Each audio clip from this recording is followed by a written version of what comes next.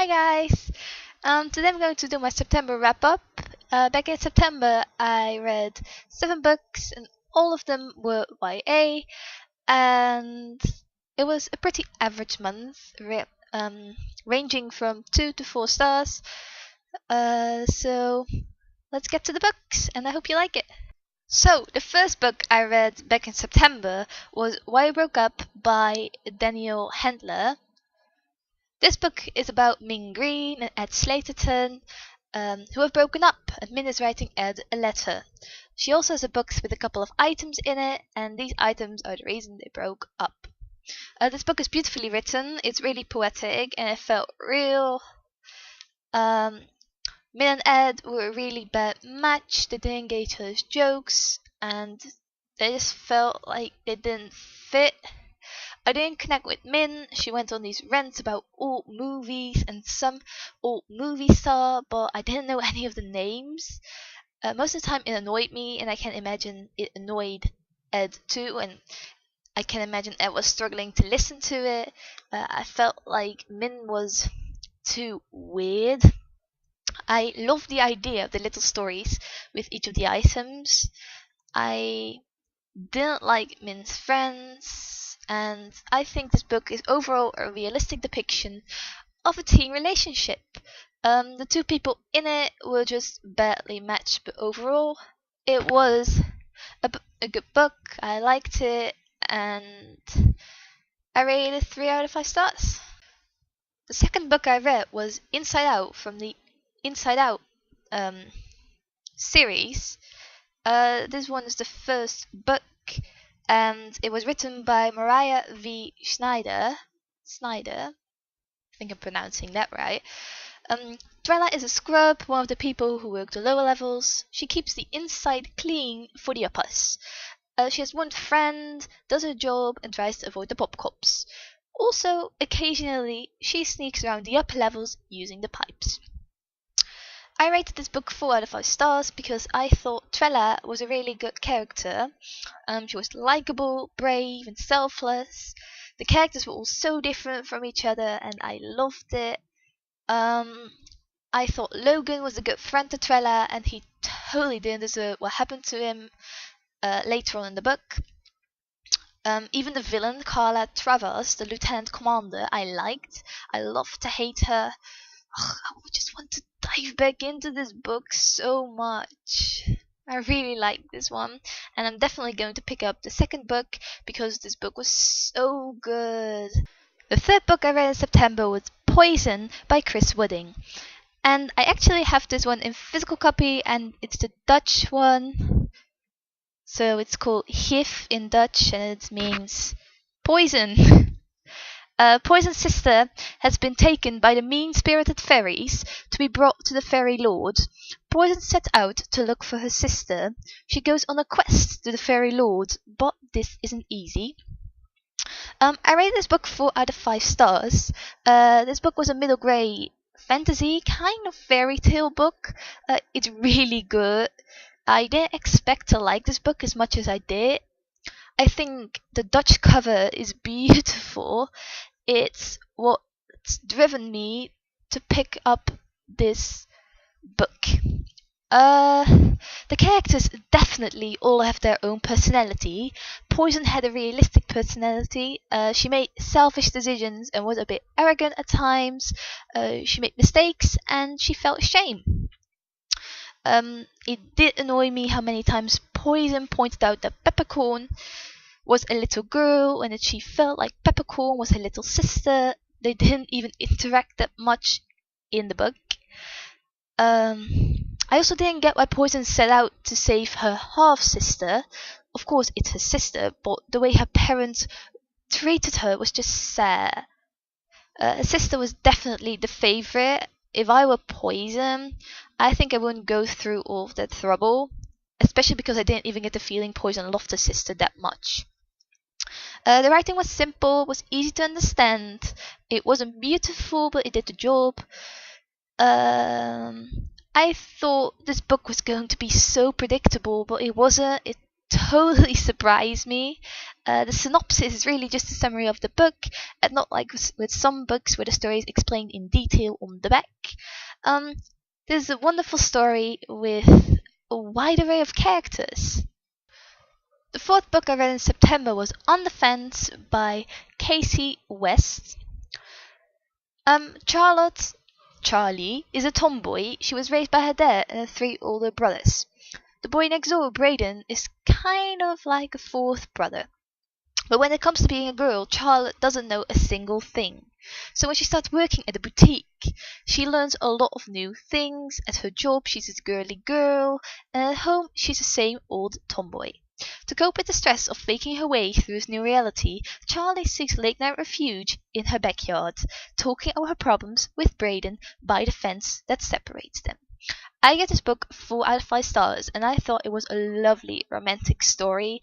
The love between Braden and Charlie actually developed. It wasn't insta love, and that's how I like to see it. This book made me smile a lot. There was so much fun and goodness in it. Charlie discovered who she really is in this book.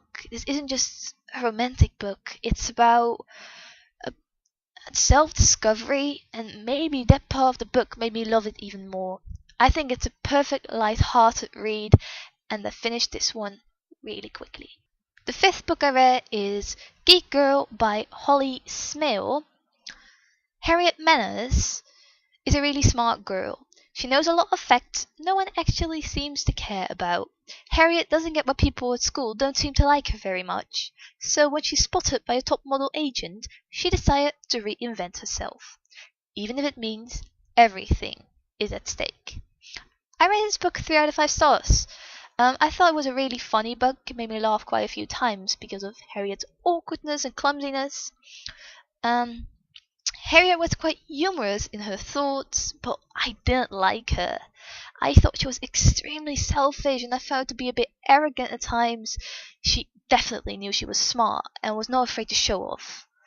The way she could spout facts wasn't believable and pretty weird. I don't get why she would even say some of the weird things she did. Don't even let me start about Toby. He was seriously creepy, and I will call the police on him. He annoyed me so much. Harriet's father was maybe the worst of all. He was literally a child. He had to ask permission for every single thing he did from his wife. But when he didn't, he flew to Russia with his daughter because of modeling. It's your daughter, dude. Talk to that wife of yours instead of running off. I started up with giving this book 4 stars, but I changed it to 3. When I started typing my thoughts, I realized how terrible I found all these characters. It wasn't worth 4 stars. The story is fun. There's quite a bit of humor. The thing is, I don't like most of the characters, so that was a real downside for me. The 6th book I read was Fixing Delilah by Sarah Ockler. Things in Delilah's life have a tendency of falling apart. She used to be a good student, but she can't seem to keep it together anymore. Her boyfriend isn't much of a boyfriend, and her mother refuses to discuss the night that divided their family 8 years ago. Falling apart, it seems, is a Hannaford tradition. I rated this book 2 out of 5 stars. This is a book all about family and a bit of romance. There wasn't really relationship development in this book. Patrick and Delilah were certainly crushing on each other, and just because they once knew each other 8 years ago, the characters didn't even have real personalities. They were all devices to the plot, and they were all basically perfect. Even though Delilah was perfect, she still managed to be a jealous, whiny bitch sometimes. Story-wise, it lacked substance. The family fight was made out to be this huge secret, but in the end it disappointed me. It was still an okay read. It didn't totally suck. So I gave it 2 stars instead of 1. The 7th book I read was Winger by Andrew Smith. Ryan Dean West is a 14-year-old at a boarding school for rich kids. He's living in a dorm for troublemakers. He shares a room with the biggest bully on the rugby team, and he's in love with his best friend Annie. Ryan Dean is a boy I felt sympathy for, really likable. He thinks a lot about sex, but I think it's normal for a 14-year-old boy. I didn't really like Annie. I thought she wasn't really interested in Ryan Dean, and she seemed unreachable. The characters were so much fun to read about. I really loved Joey. The ending shocked me, and I cried buckets. I was speechless for a little while. It completely wrecked me. This book was so good, and I'm excited for the second book in this series. The eighth and final book I read in September was Beautiful Disaster by Jamie Maguire. Abby Abernethy, I love that surname, is a good girl.